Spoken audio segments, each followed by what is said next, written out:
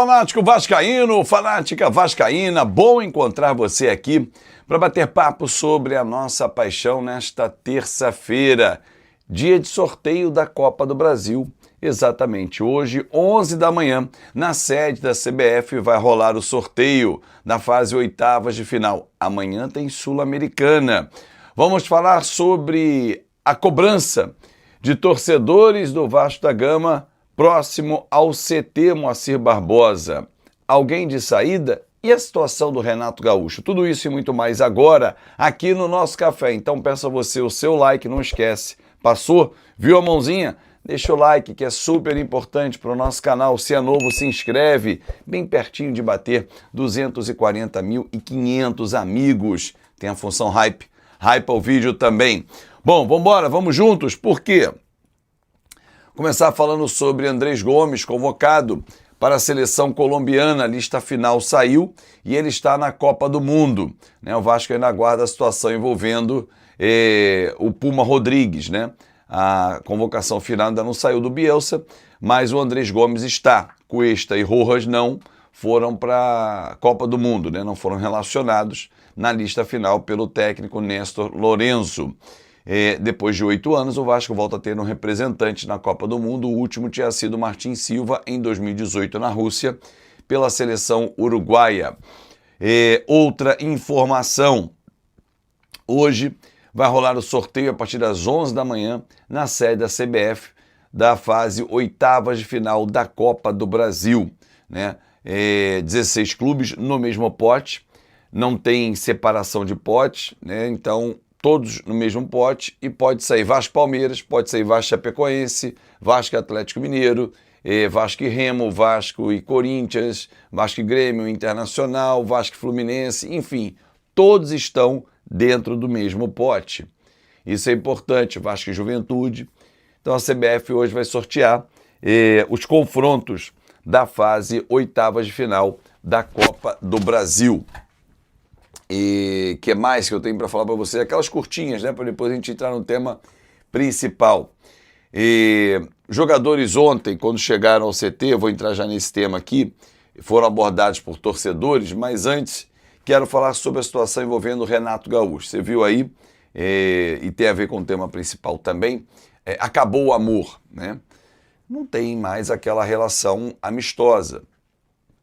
Discordo do que aconteceu domingo, atirar copo na direção do Renato, chamá-lo de covarde. Acho que pegar o Vasco na situação que ele pegou mostra que covarde ele não é.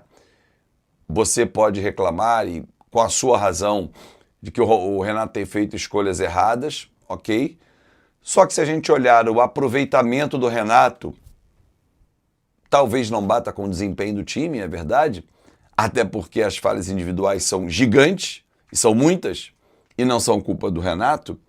O Renato, no brasileiro, tem um aproveitamento de 50% dos pontos disputados. Será que o trabalho dele é ruim? Renato comandou o Vasco da Gama em 13 das 17 partidas disputadas, ou seja, 39 pontos em disputa. Ele tem 50% dos pontos conquistados, porque o Vasco fez 19 no comando dele. O trabalho dele é ruim? Será? É um aproveitamento do Bragantino, que é o 5º colocado. Mas podia estar melhor, podia ter vencido o fulano, O Cruzeiro estava vencendo, empatou. Tinha que ter vencido o Remo, estava vencendo, empatou. Tudo bem. Vou concordar com você que alguns jogos nós entregamos. Mas não entregamos por erros individuais também?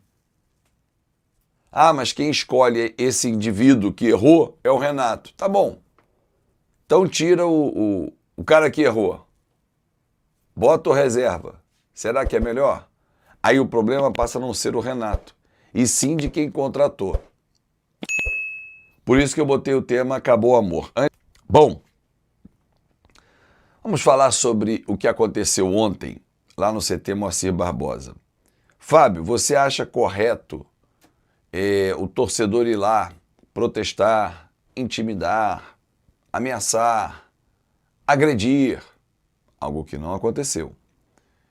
Não acho. Mas a torcida organizada tem que fazer esse papel. O torcedor fala muito isso até nos comentários, quando o time começa a perder. A Força Jovem, sempre cita a Força Jovem, porque é a maior torcida organizada do Vasco.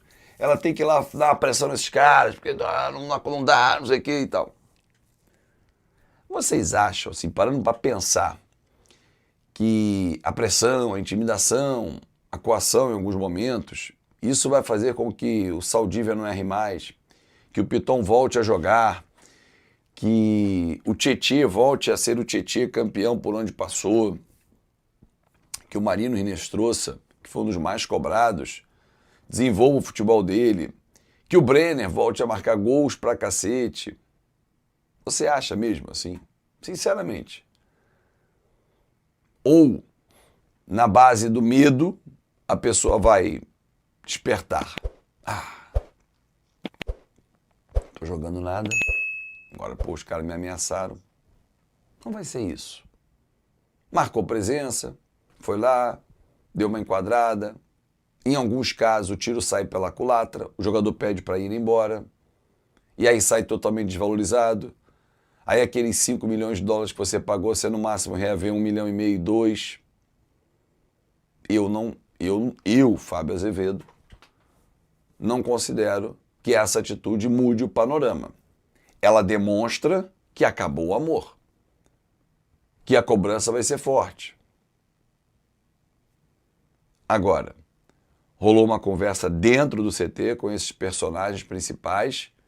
Thiago Mendes e Léo Jardim também participaram, com a anuência da diretoria. Ninguém invadiu, não houve invasão nenhuma, não teve violência física nenhuma.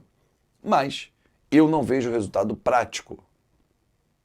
Por exemplo, ontem, depois desse papo, que em alguns casos chega a ser mais violento, imagina você está chegando no seu trabalho cercado por 15, 20 pessoas, alguns em tom ameaçador, e tivemos isso. Ninguém gosta. Mas vamos lá. O presidente da Força Jovem, o Fabinho, disse que amanhã é público zero em São Januário. Beleza, é um protesto pacífico. E é do jogo. Quem quer entrar eu vou respeitar, quem quer ficar do lado de fora da mesma forma. Isso é legal, é um protesto. Eu vou para o estádio e vou ficar de costas para o jogo. Eu vou para o estádio e vou virar a faixa. Eu vou para o estádio, vou apoiar, mas vou protestar dependendo do resultado. Tudo é do jogo. Tudo é do jogo. Agora, na minha visão, ir ao CT não é do jogo. A diretoria convidou os caras para conversar. Legal. Ali na porta, seu filho disso, seu merda, aqui tem que correr, vai fazer acontecer e tal. Isso não é do jogo. Eu não entendo assim. Imagina você, não gosta do meu conteúdo, vem aqui na porta da minha casa me intimidar.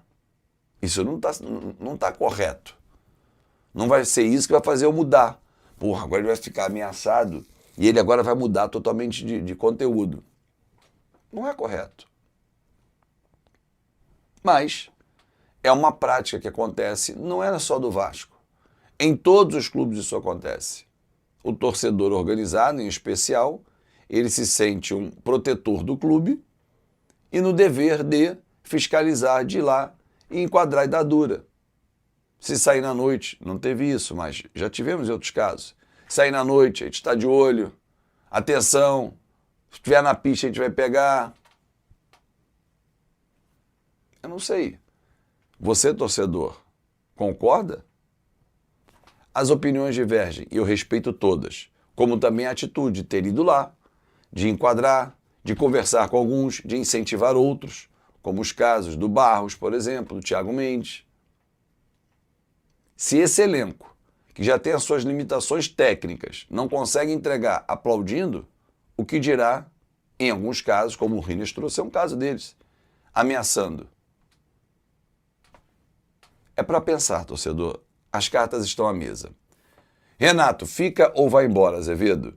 Ele ficou bastante chateado com o que aconteceu, principalmente por ter sido chamado de covarde e por terem atirado copos na direção dele. Os resultados vão dizer. O grupo está fechado com ele, tanto é que o Thiago Mendes foi para a entrevista coletiva.